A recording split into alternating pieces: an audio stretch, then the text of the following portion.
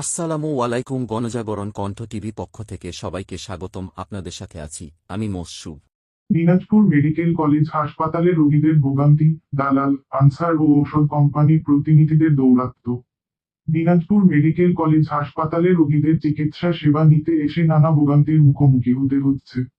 রোগীদের অভিযোগ, দালাল চক্র, আনসার ও বিভিন্ন ঔষধ কোম্পানির প্রতিনিধিদের অত্যাচারে হাসপাতালের পরিবেশ মারাত্মকভাবে প্রভাবিত হচ্ছে। দালাল চক্রের তৎপরতা, জরুরি বিভাগে রোগীদের ট্রলিতে বা হুইল চেয়ারে বহন করার নামে প্রতিটি সেবার জন্য 100 টাকা পর্যন্ত আদায় করা হচ্ছে। অনেক সময় তারা সতর্ক রোগীদের কাছ থেকেও 50 থেকে 100 টাকা আদায় করছে। রোগীদের দুর্বলতার সুযোগ নিয়ে এই ধরনের অন্যায় অর্থ আদায় যেন নিয়মিত চিত্র হয়ে দাঁড়িয়েছে। ঔষধ কোম্পানির প্রতিনিধিদের দৌরাত্ম্য, ঔষধ কোম্পানির প্রতিনিধিরা হাসপাতালের ভিতরে রোগীদের উপর চাপ সৃষ্টি করছে।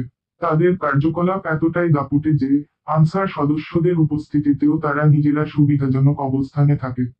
অভিযোগ রয়েছে, পুলিশ আসলে আনসাররা তাদের সরিয়ে দিলেও পরে উপহারস্বরূপ কলম, ঔষধ ও অর্থের বিনিময়ে আবার তাদের কাজ চালিয়ে যেতে সাহায্য করছে। রোগীদের দাবি, দিনাজপুর মেডিকেল কলেজ হাসপাতালে সেবা নিতে আসা মানুষদের একাংশ এই অন্যায় আচরণের বিরুদ্ধে পদক্ষেপ নেওয়ার দাবি জানিয়েছেন।